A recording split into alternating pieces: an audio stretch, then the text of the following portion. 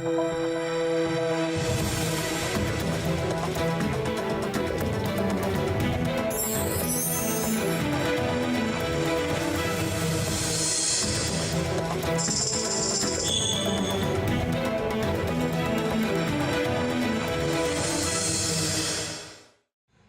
Programme सवाल आपका में मैं आपका होस्ट डॉक्टर शहजाद अंसर आपकी खिदमत में हाजिर हूँ। और इस प्रोग्राम में जबकि हम मत्ती के रसूल के इंजीली बयान का अपॉलोजेटिक सर्वे पे बात कर रहे हैं, और इस वक्त मेरे साथ प्रोग्राम में बतौर मेहमान स्कॉलर मौजूद हैं पास्टर ज़ियाउल मसीह। तो जनाब ज़ियाउल मसीह, हम आपको प्रोग्राम सवाल आपका में खुश आमदीद कहते हैं। जनाब ज़ियाउल मसीह, हमारे नाजरीन को बताइए कि मत्ती की इंजील का जो सन तसनीफ है क्या है, कब लिखी गई है, इस पे ज़रा रोशनी डालिएगा। सबसे पहले तो मैं नाजरीन को भी और आपको भी ये बताना चाहता हूँ कि बाइबल मुक़द्दस की तकरीबन तमाम ही किताबों के बारे में बाइबल खामोश है कि वो कब लिखी गई। और मैं समझता हूँ कि खुदा को जानने के लिए, नजात को पाने के लिए और यीशु मसीह की शख्सियत को जानने के लिए हमें शायद इन तारीख़ों की ज़रूरत भी नहीं है कि कब कौन सी बात कब हुई। लेकिन फिर भी एक बाइबल का तालिब इल्म होने की हैसियत से जो लोग इस बात को जानना चाहते हैं तो हम इस पर डिस्कशन ज़रूर करेंगे। मत्ती की इंजील बेशतर उलमा इकराम के मुताबिक 40 से 60 ईस्वी के दरमियान में लिखी गई। देखिए, बाज़ उलमा कराम जो है वो तो इसका सन तसनीफ़ जो है वो कोई 80 ईस्वी के करीब बताते हैं। और अगर हम मत्ती की इंजील के दाखिली शवाहद में से बात करें तो मत्ती 22 बाब उसकी 7 आयत में लिखा है, बादशाह गज़बनाक हुआ और उसने लश्कर भेजकर उन खूनियों को हलाक कर दिया और उनका शहर जला दिया। अमूमी ये तौर पे ये तासर लिया जाता है कि 17 ईस्वी में जब यरूशलेम को रोमी फ़ौजों ने यरूशलेम पे को मुहासरा किया गया और हैकल को जला दिया गया, आग लगा दी गई, तो ये उसकी तरफ इशारा किया गया है। इस एतबार से तो दाखिली शवाहद और उलमा कराम के जो बयानात हैं कि इसके सन तसनीफ़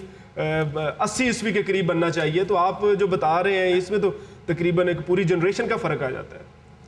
ठीक है, मैं जानता हूँ कि बहुत से लोग ऐसा भी सोचते हैं कि शायद वो ये दरअसल वो ये मत्ती की इंजील को झुटलाना चाहते हैं और वो ये आपको बताना चाहते हैं कि मत्ती जो था वो धोखा दे रहा था और वो आपको ये बता रहा था कि 17वीं ईस्वी में जब हैकल को और यरूशलेम शहर को जला दिया गया तो ये वाक़या पहले हो चुका था और मत्ती उसे बाद में रकम कर रहा है। जी यकीनन, क्योंकि दाखिली शवाहद तो यही बता रहे हैं ना कि आपको ये समझने की ज़रूरत है बतौर बाइबल के स्टूडेंट होते हुए, अगर आप वाकई आपने जहाँ से ये हवाला पेश किया जाता है उसको देखा है तो वो है मत्ती 22 बाब। तो मत्ती 22 बाब की पहली आयत ये है कि और यीशु फिर उनसे तमसीलों में कहने लगा कि आसमान की बादशाही उस बादशाह की मानद है जिसने अपने बेटे की शादी की और फिर उन्होंने ज़ियाफ़त की और लोगों को बुलाया और लोग पहुँचे नहीं, और वो सारी कहानी आप बेहतर और नाजरीन भी उससे बेहतर वाक़फ़ हैं कि वो क्या है। तो उसी में ये दर्ज है कि बादशाह गज़बनाक हुआ और उसने अपना लश्कर भेजकर उन खूनियों को हलाक कर उनका शहर जला दिया। ठीक है, रूमी फ़ौज जो थी वो 17वीं ईस्वी में वो यरूशलेम को उसने जला दिया और जला दिया। लेकिन यहाँ पर ये तमसील बयान की गई और यीशु मसीह जैसा कि पुराने अहदनामे की पेशनगोई के मुताबिक तमसीलों में अपना मुंह खोलते थे और तमसीलों में बात करते थे और बात को समझाने के लिए कोई कहानी बयान किया करते थे। और वो जो कहानी बयान किया करते थे वो ज़रूरी नहीं होता था कि कोई सच्ची कहानी हो, बल्कि वो मिसाल के तौर पर आपको ज़्यादा अंडरस्टैंडिंग देने के लिए बात किया करते थे। लिहाजा यहाँ पर भी यहाँ पे थोड़ा सा पॉज लूँगा मैं। आपने अभी फरमाया है कि ज़रूरी नहीं था कि वो सच्ची कहानी हो, तो क्या हम तो करते हैं कि नबी या खुदा जो है वो कुछ झूठी कहानी भी कर सकता है? नहीं, झूठी कहानी से मुराद नहीं है। देखें, जैसे कि एक बीज बोने वाले की मिसाल है कि एक बीज बोने वाला बीज बोने निकला, ये रोज़मर्रा की बात थी और वो एक कुछ इधर गिरा कुछ उधर गिरा, वो आपको समझाने के लिए एक करैक्टर بنایا جاتا ہے کہ ایک کریکٹر ایسا تھا پھر ایسا ہوا. آپ نے اس کہانی میں اپنے دور میں رہتے ہوئے اپنے آپ کو فٹ کر کے دیکھنا ہے کہ ہم اس کہانی میں کہاں ہیں, ہمارا رول کیا بنتا ہے. کیا ہم اس خونی قوم کی طرح ہیں, کیا ہم اس غضبناک بادشاہ کی طرح ہیں, کیا ہم نافرمان لوگوں کی طرح ہیں, یا کہ ہم اچھے لوگوں کی طرح ہیں. تو آپ نے اپنے آپ کو دیکھنا ہے. لہٰذا بات یہ ہو رہی تھی کہ وہ جو یروشلم کے بارے میں پیشین گوئی تھی وہ دراصل یسوع مسیح نے اپنی زندگی میں ہی کر دی تھی. اور اگر آپ میرے ساتھ متی 24 باب نکالیں تو میں آپ کو دکھانا چاہتا ہوں. متی 24 باب کا پہلی ہی آیت, اس کی دوسری آیت میں ہم دیکھتے ہیں کہ یسوع ہیکل سے نکل کر جا رہا تھا اور اس کے شاگرد اس کے پاس آئے تاکہ اسے ہیکل کی عمارت دکھائیں, اور اس نے جواب میں ان سے کہا, کیا تم ان سب چیزوں کو نہیں دیکھتے؟ میں تم سے سچ کہتا ہوں کہ یہاں کسی پتھر پر پتھر باقی نہ رہے گا جو گرایا نہ جائے گا. حالانکہ یہ بھی لوگوں نے کہا کہ یسوع نے بڑی بات کر دی ہے, شہر برباد ہوتے آئے ہیں اور لیکن یہ اور اتنی بات کر دی ہے کہ پتھر پر پتھر باقی نہیں رہے گا. بہت ڈیپ بات کر دی. یہ بربادی کی بات ہے بلکہ تباہ و برباد ہونے کی بات, اور مطلب انتہا. لیکن میں آپ کو بتاؤں کہ جب رومی فوج نے ہیکل کو آگ لگائی تو ہیکل کا سونا پگھل کر اس وقت جو پتھر لگے ہوئے تھے ہیکل میں جن سے وہ تعمیر کی, اس کی دراڑوں میں گھس گیا. وہ سونا جب اس کی دراڑوں میں گھس گیا تو لوگوں نے اس سونے کو نکالنے کے لیے, رومی فوجیوں نے, دوسرے لوگوں نے جو جن پر حملہ آور ہوئے تھے, ایک ایک پتھر علیحدہ کر کے تو سونا ڈھونڈنا شروع کیا, اور ہر کسی کو کچھ نہ کچھ مل جاتا تھا. لہٰذا یسوع کی جو پیش گوئی ہے وہ لفظ بلفظ پوری ہوتی ہوئی ہمیں نظر آتی ہے. لہٰذا آپ اس کو اس کے ساتھ نہیں ملا سکتے کہ وہ جو بات ہے تمثیل میں کی گئی ہے دراصل وہ, بلکہ یہ تو پیشین گوئی پہلے یسوع مسیح نے اپنی زندگی میں کر دی تھی, اور اس کی وجہ بنا کر آپ اس کو سن تصنیف کو بدل نہیں سکتے. لہٰذا چونکہ یہ 70ویں عیسوی یہ واقعہ پیش آیا, لہٰذا جو متی کی انجیل کی سن تصنیف ہے وہ اس سے پہلے کا ہے. میں نے آپ کو بتایا کہ اس کے لیے ہمارے علماء, جو بیشتر علماء ہیں, وہ متفق ہیں کہ یہ 40 سے 60 کے درمیان میں پیش آیا. اور ایسا جو بشپ آف لیون ہیں, اورینیس ان کا نام ہے, اورینیس بشپ آف لیون ہے, وہ کوٹ کرتے ہیں کہ متی کی انجیل کو جب لکھتے ہیں کہ متی کی انجیل دا گاسپل آف میتھیو, تو ہمیں ان کی کتاب ملتی ہے جو 180 عیسوی میں لکھی گئی, 180 تو انہوں نے مطلب یہ پہلی ہمیں تصنیف ملتی ہے جس میں انہوں نے متی کی انجیل کو متی کی انجیل کہا ہے. اور پھر جو ارینیس بشپ آف لیون تھے وہ یہ بھی کہتے ہیں کہ جب پطرس اور پولوس جو تھے وہ روم میں منادی کر رہے تھے اس وقت متی کی انجیل لکھی گئی. لہٰذا اس کی سن تصنیف کو جاننے کے لیے ہمارے پاس بہت سے کلیوز ہیں, اور وہ 40 سے 60 کی طرف ہی رہنمائی کرتے ہیں. ضیاء المسیح صاحب آگے چلتے ہیں. اس حوالہ سے ایک اور بڑا کریٹیکل قسم کا سوال ہے, بلکہ میں یہ کہوں کہ سوالوں کا سوال ہے تو یہ زیادہ مناسب ہوگا, کیونکہ بیشتر علماء کرام جو ہیں وہ خیال کرتے ہیں کہ مرکز کی انجیل پہلے لکھی گئی, اور اگر ہم تفصیلی اور توضیحی اعتبار سے دیکھیں تو یہ بات درست بھی معلوم ہوتی ہے, کیونکہ یوں محسوس ہوتا ہے جیسے متی نے مرکز کے واقعات کو بنیاد بنا کر انجیل لکھی ہو. اس لحاظ سے تو اس کا سن تصنیف بھی بعد میں ہی ہونا چاہیے, جب کہ جو آپ فرما رہے ہیں اس اعتبار سے ہمیں تھوڑا سا الجھن ہے. کوئی بات نہیں ہے, ہم اس کو بھی دیکھتے چلتے ہیں کہ آیا بعض علماء کا جو خیال ہے کہ مرکز کی انجیل پہلے لکھی گئی لہٰذا اس کا سن تصنیف پہلے ڈالیں اور متی کی انجیل بعد میں لکھی گئی. اور اس کے لیے آپ نے بھی بتا دیا کہ ان کا خیال ہے کہ چونکہ مرکز کی انجیل کا تقریباً 100% متن جو ہے وہ متی کی انجیل میں پایا جاتا ہے, لہٰذا اس سے وہ ایسا کہنا چاہتے ہیں. لیکن میں ساری چیزیں دیکھیں داخلی شواہد بھی بیان کرتے ہیں کہ ایسے محسوس ہوتا ہے جیسے متی نے اپنا سارے کا سارا فارمیٹ ہی جو ہے نا مرکز سے اٹھایا. سارے واقعات دیکھیں اگر آپ کو نظر آتے ہیں بارہا. میں آپ کو بتاؤں کہ متی کی انجیل کو سب سے پہلے رکھنے کی جو ہماری وجہ ہے, یا جو بات خدا روح القدس کے وسیلے سے جس پر ہم آمادہ ہیں, وہ یہ ہے کہ متی کی انجیل جو ہے وہ پرانے عہد نامے کا ریفرنس دیتی ہے, اور خدا یسوع مسیح کی تفصیلی مباحث جو ڈبیٹس ان کی لوگوں کے ساتھ اس کا وہ ذکر کرتی ہے. اور پھر متی کی انجیل خدا یسوع مسیح کے نسب نامے کا بیان کرتی ہے, پھر وہ یسوع المسیح کو موعود مسیح کے طور پر بیان کرتی ہے, یسوع مسیح کو چنیدہ شاہی خاندان میں سے بیان کرتی ہے. اور متی کی انجیل کا جو سامی لب و لہجہ ہے وہ بھی نئے قاری کو نمایاں طور پر یہ احساس دلاتا ہے کہ یہ یہودیوں کے لیے لکھی جانے والی انجیل ہے. اسی لیے اس کو پہلے لکھا گیا اور پہلے رکھا گیا کیونکہ یہودی اس وقت بڑی تعداد میں جو تھے وہ مسیحیت میں شامل ہو گئے. لیکن مرکز کی انجیل کے بارے میں اگر میں آپ کو بتاؤں تو مرکز کی انجیل خاص طور پر رومی قوم اور اس قسم کے لاکھوں لوگوں کے لیے خدائے روح القدس کی رہنمائی میں لکھوائی گئی. اور اسی طرح لوکا کی جو انجیل ہے وہ یونانیوں اور بے شمار رومی لوگوں کے لیے لکھوائی گئی. اور لیکن اگر آپ یوحنا کی انجیل کے لیے بات کریں تو وہ پوری دنیا کے لیے لکھوائی گئی اور اس کو عالمگیر انجیل کے طور پر بھی جانا جاتا ہے.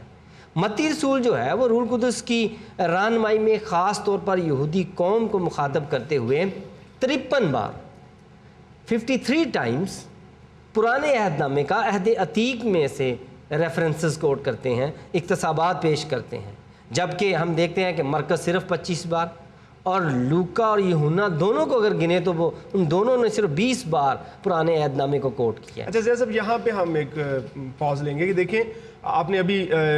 کہا کہ مرکز رسول جو ہے وہ 22 حوالہ جات جو ہے وہ عہد عتیق میں سے کوٹ کر رہے ہیں، جبکہ لوکا اور یوحنا جو ہے وہ 20 حوالہ جات جو ہیں وہ لے رہے ہیں عہد عتیق میں سے. تو جبکہ متی رسول نے اپنے انجیلی بیان میں 53 حوالہ جات جو ہیں وہ عہد عتیق میں سے کوٹ کیے ہیں. تو اس اعتبار سے ایسا نہیں لگتا کہ اس کے پاس جو تھا وہ مرکز کی انجیل کے بھی حوالہ جات موجود تھے اور اس کے پاس زیادہ، جب وہ فارمیٹ کر رہا تھا اپنے انجیلی بیان کو تو زیادہ معلومات موجود تھی، اس لیے اس نے زیادہ حوالہ جات کو کوٹ کیا بنسبت دوسرے انجیلی بیانوں کے؟ نہیں پروفیسر شہزاد انصر صاحب، ایسا نہیں ہے کہ متی رسول کو ضرورت تھی دوسروں کے حوالہ جات کی رہنمائی میں اپنی انجیل کی تکمیل کرنے کی. ایسی بات نہیں ہے. اس کے قارئین جو تھے وہی یہودی تھے اور وہ یہ بہتر سمجھتا تھا کہ یہودیوں کو اگر عہد عتیق میں سے یہ بتایا جائے کہ یسوع المسیح تمام پیش گوئیوں کی تکمیل ہیں، وہ موعود مسیح ہیں، تو وہ اس بات کو سمجھیں گے، کیونکہ یہ یسوع مسیح کے متعلق بے شمار پیشین گوئیاں تھیں. اور متی رسول جو ہیں وہ تقریباً 12 دفعہ یہ الفاظ بیان کرتے ہیں متی کی انجیل میں، یہ سب کچھ اس لیے ہوا کہ جو خداوند نے نبی کی معرفت کہا تھا پورا ہو. یعنی 12 دفعہ یہ دہرایا جاتا ہے تاکہ ایماندار یہودیوں کو بتایا جائے کہ یسوع المسیح ہی قدیم پیشن گوئیوں کی تکمیل ہے اور یسوع المسیح داؤد کے شاہانہ خاندان کا موعود بادشاہ ہے. اور پھر میں آپ کو خاص بات بتاؤں کہ اعمال پہلا باب اس کی 8 آیت، میں نے پہلے بھی آپ کو بتایا کہ جو رہنما نقشہ برائے ابتدائی تبلیغ تھا، جو یسوع المسیح نے رہنما نقشہ برائے ابتدائی تبلیغ اپنی یروشلم میں ٹھہرے رہو، اور انہیں کہا کہ جب تم نے منادی شروع کرنی ہے تو لکھا ہے یروشلم، تمام یہودیہ، سامریہ اور بلکہ زمین کی انتہا. تو سب سے پہلے یروشلم میں جو منادی کرنی تھی اس کا مقصد یہ تھا کہ سب سے پہلے یہودیوں سے بات کی جائے جو کہ سمجھتے ہیں، جو پرانے عہد نامے کو سمجھتے ہیں، وہ ایک مسیح کا انتظار کر رہے ہیں. انہیں صرف یہ بتانا ہے اور انہیں 53 ریفرنسز دیے گئے کہ یہ وہی شخص ہے جس کا تم انتظار کر رہے ہو. لہٰذا یہ پہلے لکھی گئی اور اس کو پہلے ہی رکھا گیا ہے. جان مسیح صاحب، کیا رائے ہے آپ کی کہ جیسے ابھی بات کی گئی ہے کہ مرکز کی انجیل کی کل 661 آیات میں سے 606 آیات ایسی ہیں جو کسی نہ کسی طرح سے متی کی انجیل میں موجود ہیں، اور کیا ان شواہد کی بنیاد پہ یہ نہیں کہا جا سکتا کہ مرکز کی انجیل پہلے لکھی گئی ہے اور متی نے اپنا فارمیٹ جو ہے یہیں سے اٹھایا ہے؟ اچھا، میری سمجھ میں یہ نہیں آتا کہ بعض علماء کرام ایسا کیوں سوچنا چاہتے ہیں کہ کیونکہ مرکز کی انجیل کے 606 آیات کسی نہ کسی طرح متی کی انجیل میں آ گئی ہیں تو لہٰذا ضرور ہی مرکز کی انجیل کو بیس بنا کر متی رسول نے اپنی انجیل کو پایا تکمیل تک پہنچایا. لیکن شواہد تو یہی کہہ رہے ہیں، ہم ان سے انحراف نہیں کر سکتے. لیکن کیا اس سے یہ بات بھی ثابت نہیں ہوتی کہ متی کی انجیل میں سے مرکز کی انجیل کو لکھا گیا ہو؟ لیکن ایسا نہ سوچیں، اس طرح سے نہ سوچیں. متی رسول نے خدائے روح القدس کی رہنمائی میں اپنے خاص قارئین کے لیے اس کو پایا تکمیل تک، یقیناً وہ کیونکہ یہودی ان کا. اور اسی طرح میں نے آپ کو بتایا کہ مرکز نے ایک خاص گروپ کے لیے خدائے روح القدس کی رہنمائی میں اسے لکھا. ایک ہی واقعے کو جب سب لوگ لکھ رہے ہیں، ایک ہی واقعے کو 4 لوگ بیان کر رہے ہیں، جب عدالت میں بھی 4 لوگوں کو گواہی کے لیے بتایا جاتا ہے تو جج کہتا ہے کہ یہ بہتر ہے کہ 4 لوگ اس کے بارے میں گواہی دیں. اور اگر ان 4 کی بات ایک جیسی رٹی رٹائی ہو تو اکثر جج عدالتوں میں کہہ دیتے ہیں کہ یہ آپ نے سکھا کر لائے ہیں. ان کی باتوں میں جب ان کے اپنا انداز بیان شامل ہو اور ان کے دیکھنے کا جو نظریہ ہے وہ شامل ہو تو پھر بات سچی نظر آتی ہے۔ یہاں پر بھی میں کہہ سکتا ہوں یعنی کہ دراصل مضمون ایک ہی ہے جسے 4 قسم کے قارئین کے لیے لکھوایا جا رہا ہے، اور مضمون کیا ہے؟ مضمون ہے یسوع المسیح کی زندگی، سنت مسیح، تعلیم مسیح اور یسوع المسیح کا تعارف، تشریف آوری کا مقصد، اور یہ ساری باتیں۔ دیکھیں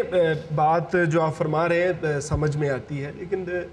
جو ایک توضیحی نکتہ ہے وہ یہی ہے کہ اگر متی رسول کی انجیل پہلے لکھی گئی ہے تو جب اس کے قارئین یہودی ہیں تو اس میں اس قدر بھی مماثلت تو نہیں ہونی چاہیے نا۔ آپ دیکھیں صرف فرق کتنا پڑ رہا ہے۔ نہیں، اس قدر مواصلت ہو سکتی ہے، جبکہ میں نے آپ کا بتایا موضوع ہے کیا۔ آپ کو ایک اور بات بتاؤں کہ ہمارے جو مسینک جیوز ہیں، یہاں کے ہبریو روٹ موومنٹ والے ہیں، ان کا یہ کہنا ہے اور ٹھیک بھی ہے کہ نیا عہد نامہ جو ہے وہ 80% پرانے عہد نامے میں موجود ہے، موجود ہے، تو لہٰذا کیا آپ اس کو بھی اسی طرح سے لیں گے کہ نیا عہد نامہ پہلے لکھا گیا؟ نہیں، ایسا نہ سوچیں، لہٰذا اس کو اسی طرح سے سوچیں کہ یہ ہر کوئی ایک ہی واقعے کو، ایک ہی مضمون کو خدا روح القدس کی رہنمائی میں مختلف قارئین کے لیے لکھوایا جا رہا تھا، لہٰذا اس میں مماثلت آ سکتی ہے۔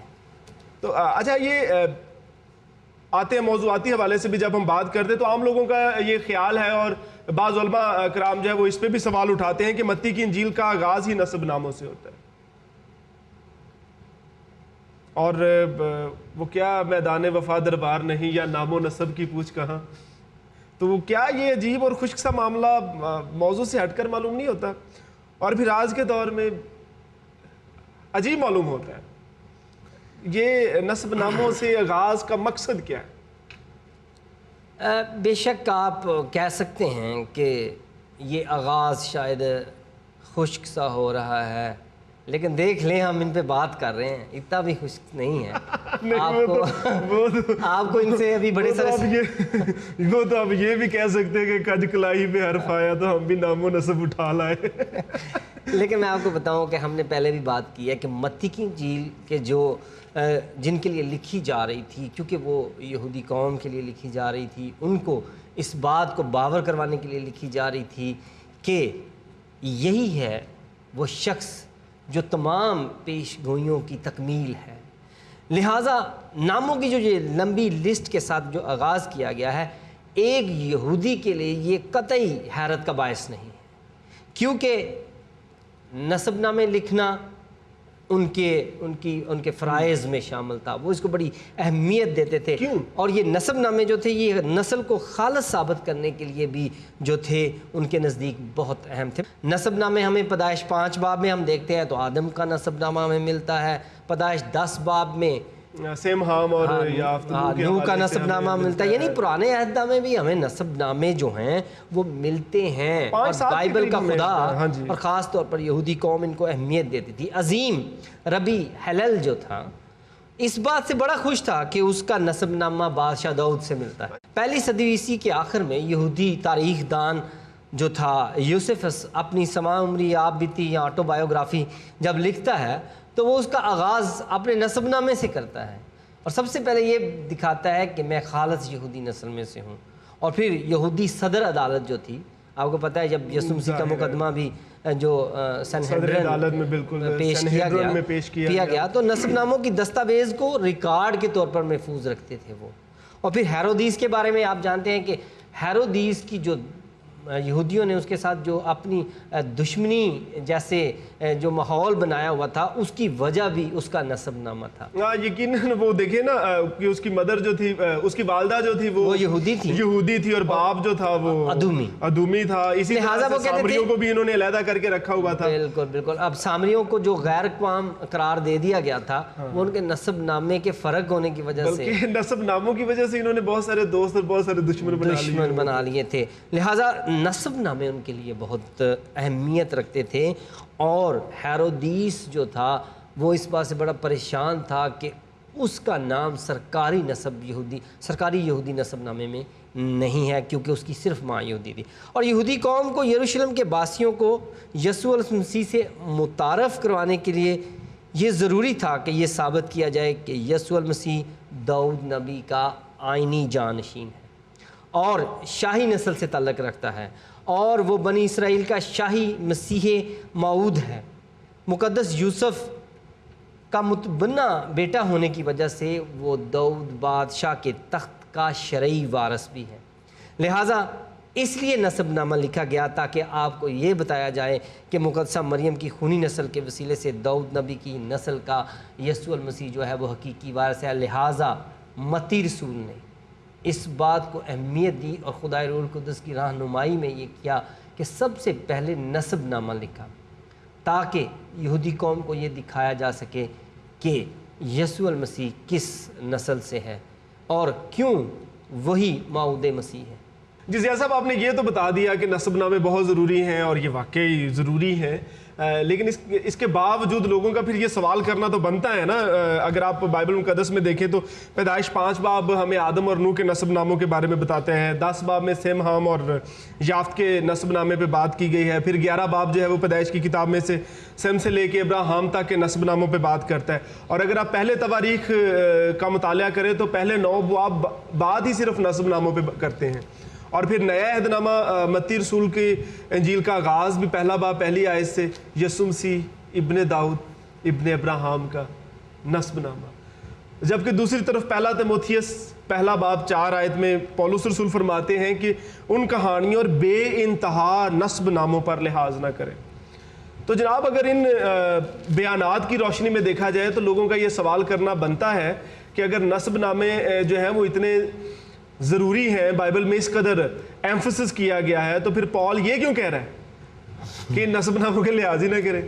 دوسرے لفظوں میں ہمیں کنفیوز کرنے کی کوشش کی جا رہی ہے، ایک طرف نسب ناموں کو بہت زیادہ اہمیت دے دی گئی ہے اور دوسری طرف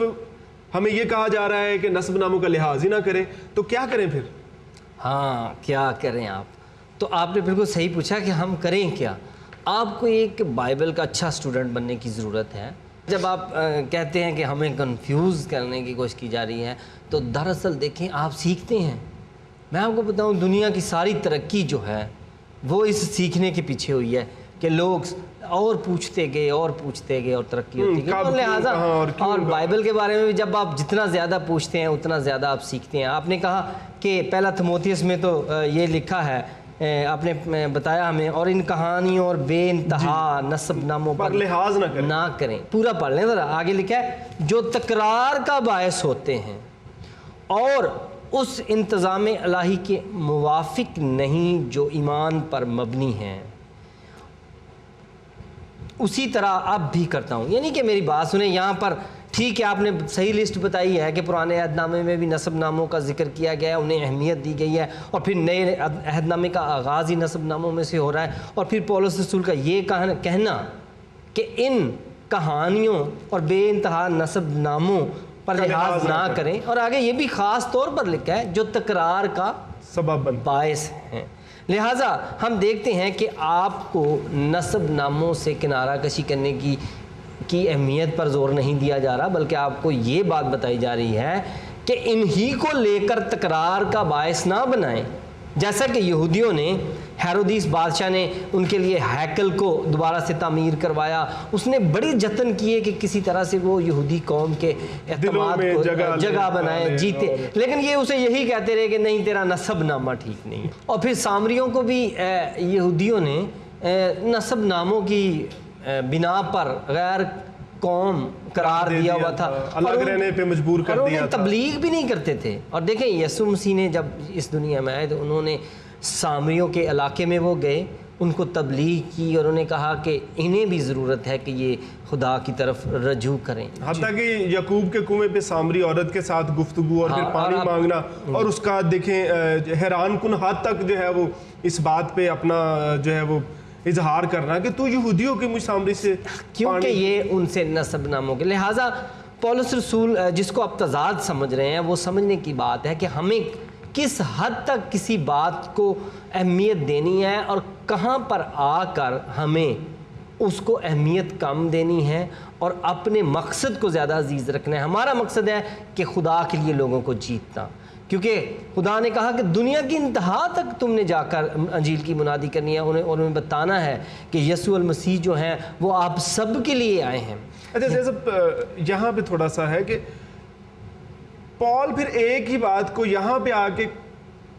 اس بات پہ کیوں زور دے رہا ہے کہ آپ نسب ناموں کا لحاظ نہ کریں؟ لحاظ ناظرین کو اس حوالے سے ہاں میں آپ کو بتا رہا ہوں کہ انہوں نے آگے اس کے فکرہ جو ہے وہ بڑا خوبصورت لکھ دیا ہے کہ لحاظ نہ کریں جو تکرار کا باعث ہے۔ دیکھیں پولس رسول خود خدا کے کلام کو